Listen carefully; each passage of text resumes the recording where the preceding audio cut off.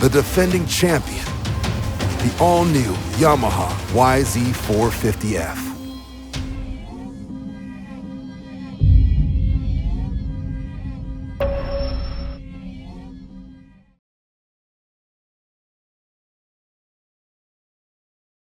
What's up guys, Trevor Hunter here at Dirt Bike Tests, and today we got something special. We've got these brand new Yamahas straight from the Purvines racing shop.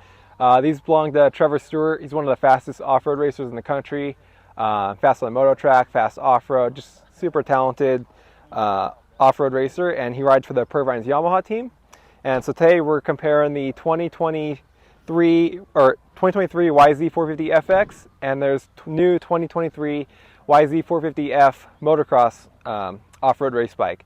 So Trevor's kind of been developing the newer platform Yamaha 450 for the off-road conditions, as you know, a lot of the team will be on that bike next year. But he's been hurt to start the year, so he wanted to kind of use this year as a development year and kind of learn the bike, set it up a little better for off-road, and kind of just get a jump start on the 2024 season as he rebuilds himself and as the team prepares for some championship winning rides next year. All right, so we're here with Trevor Stewart. He's the pilot of these two bikes. So Trevor, you rode for the Purvines team last year on the 2022, and you were hurt to start the year, but now you've made the switch to the 23 450F motocross bike. Yeah. Kind of what all did it take to get it ready to race off-road for you? Yeah, well, like you said, having the injury gave me a lot of downtime to, you know, really come up with the conclusion that, hey, we need to figure out this motorcycle, you know. Obviously, it's the new bike. Yamaha has provided us with some incredible changes, to be, you know, fairly honest with you. And you know, we took it into our own hands to say, you know, let's go race this thing. Let's figure it out. So we're full like R&D right now for Yamaha off-road. But yeah, it's going great, man. We've started with some very minor changes, like for off-road. Obviously, you need a stabilizer. We've done some minor suspension tweaks because I like the close feeling to stock, to be honest, with this bike. But Enzo Racing, as always, provides us with, you know, great work, and IMS got us their second mold of a tank. So thanks to them, you know, they're getting us out there racing, and precision stabilizer. Other than that, very, very little modifications. Put some stomp grip on the side.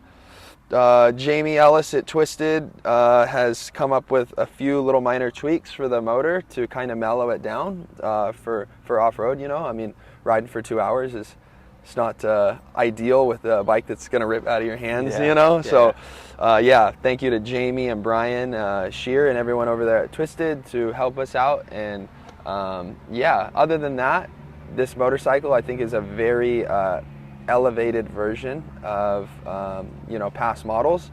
It works everywhere, off-road, motocross combined. You know, it really is, I think, a weapon to be reckoned with. So yeah, just excited to, you know, do more riding, do more racing on it, and you know, really figure out what we need to do to you know, never leave the box at the races, that's for sure. So yeah.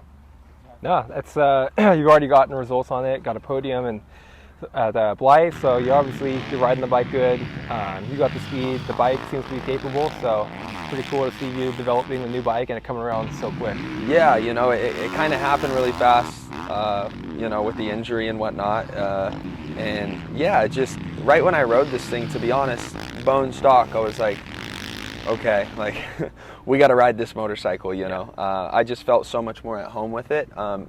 Both motorcycles, the 22 and the 23 involved, do such unique different things, but as far as the 23 goes, for the racing that we do, I think it's, you know, definitely turning into, you know, 90-minute or 120-minute sprints, yeah, you know, between works and NGPC.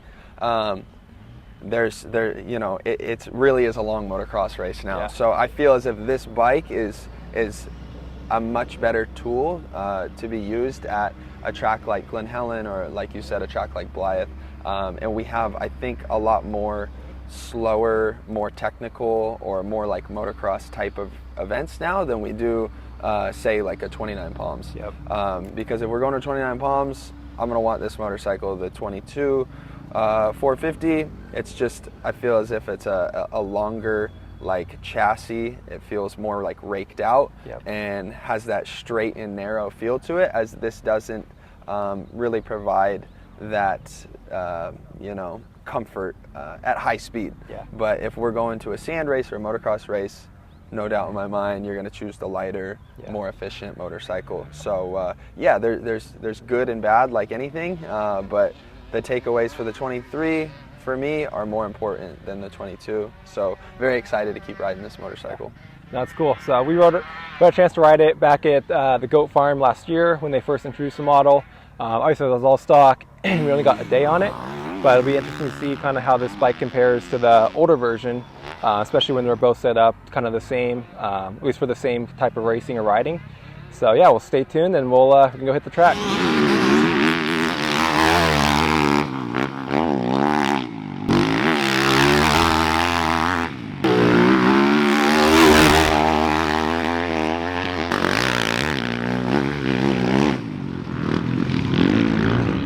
All right, so that's a wrap here at Glen Helen Raceway, riding the 2022 and 2023 YZ450Fs of Trevor Stewart.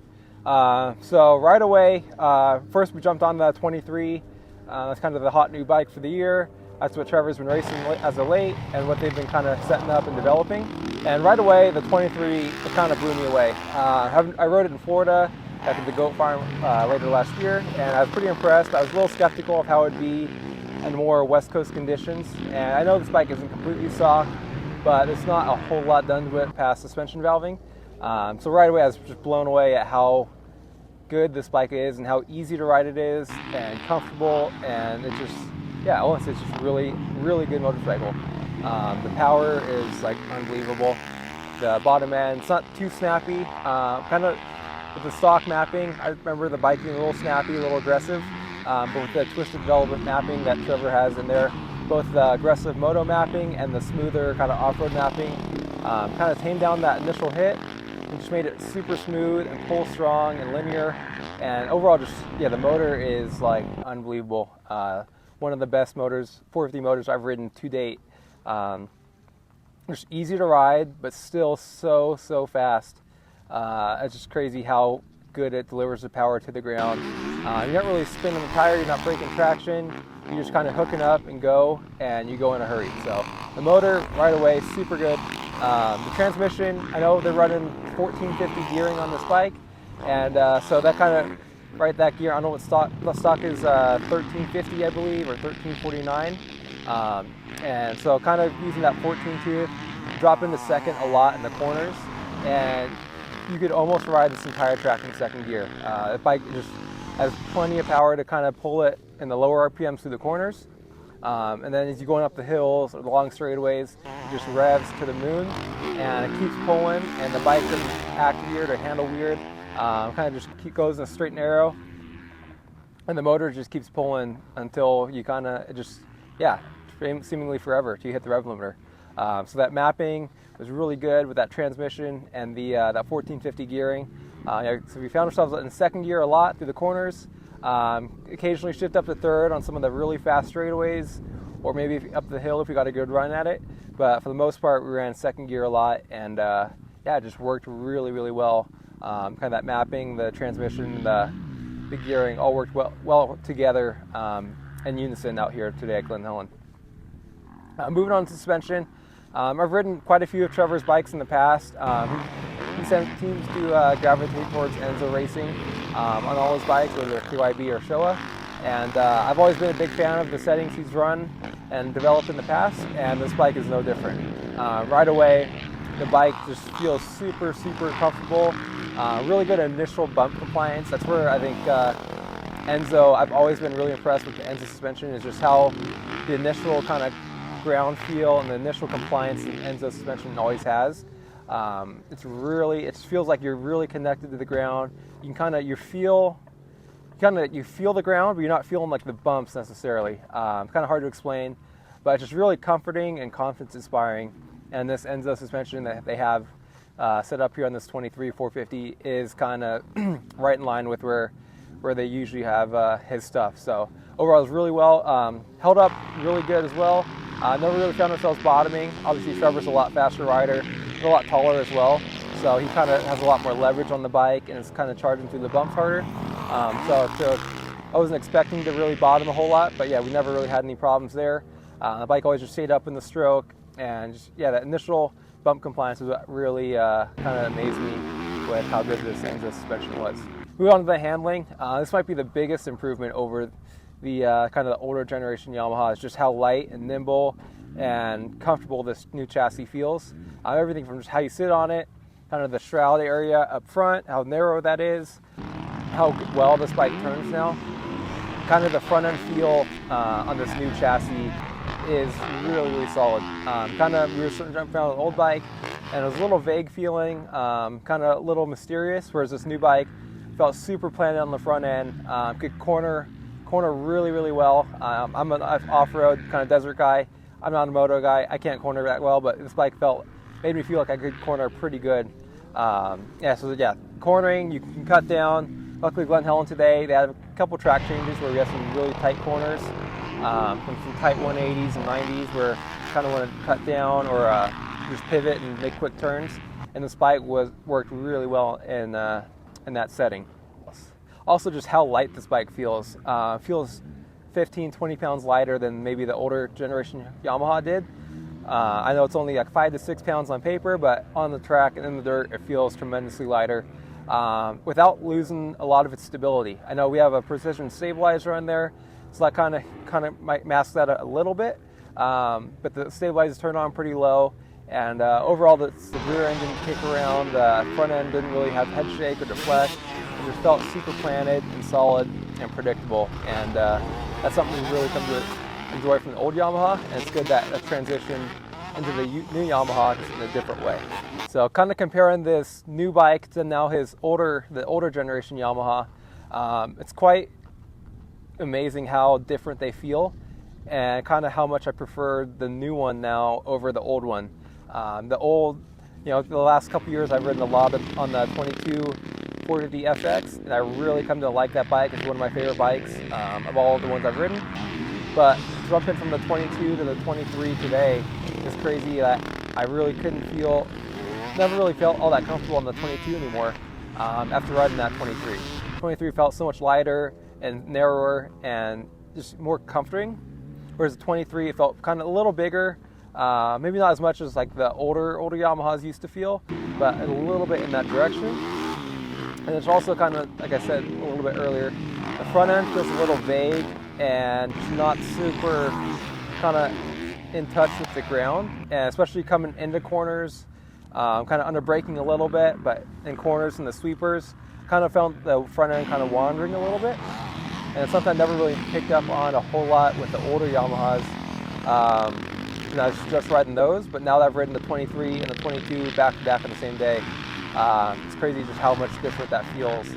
And not to say that one's better or worse, just I tended to prefer, especially today, the newer generation Yamaha.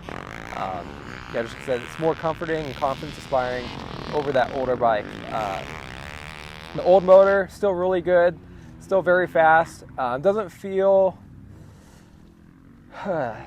it's definitely harder to ride, I feel like, than the new bike. The new bike just makes so much power, but it's so rideable still, whereas the old bike makes a lot of power, but it can be a handful to hang on to and kind of get away from you, more so than I think the new bike can.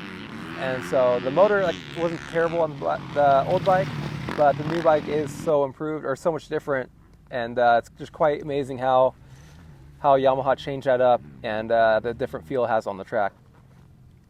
Suspension, Trevor has the ENZA suspension on both bikes. I think the settings are pretty similar between the two.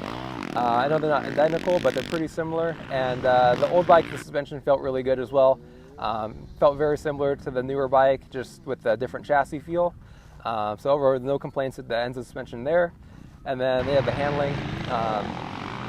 Definitely more of a stable, kind of off-roady bike. But even then, I think the new Yamaha will transition well into the off-road segment. Just riding his bike today, and went up in the hills a little bit too to do some single track and some faster fire roads, and the bike felt really good there. Super planted, but still nimble and agile, and just, yeah, you feel like you have control over the bike, whereas the older bike, feel like it's riding you a little bit more than you're riding it in comparison to the new bike. So overall, both are really good bikes. You really can't go wrong with either. I think they're both set up really well. Just cool to see the new bike's progression with the totally new model from Yamaha, and kind of how they've developed it, how Trevor and the Purvines Yamaha team has developed it for off-road, and kind of just where it's at this point, and then kind of where it's kind of heading towards and where it may be in the future. So if you have any questions on this or any other dirt bike test related questions, hit me up at Instagram at TrevorHunter224 or email trevor@dirtbiketest.com. Be happy to answer any questions, comments, concerns, and until then, we'll see you out in the trails. If you liked what you saw in this video, come check us out over at dirtbiketest.com on the webs. We have bike tests, product tests, a lot of fresh dirt, and you can even support us by clicking through our links. Hopefully, we'll see you out in the trail.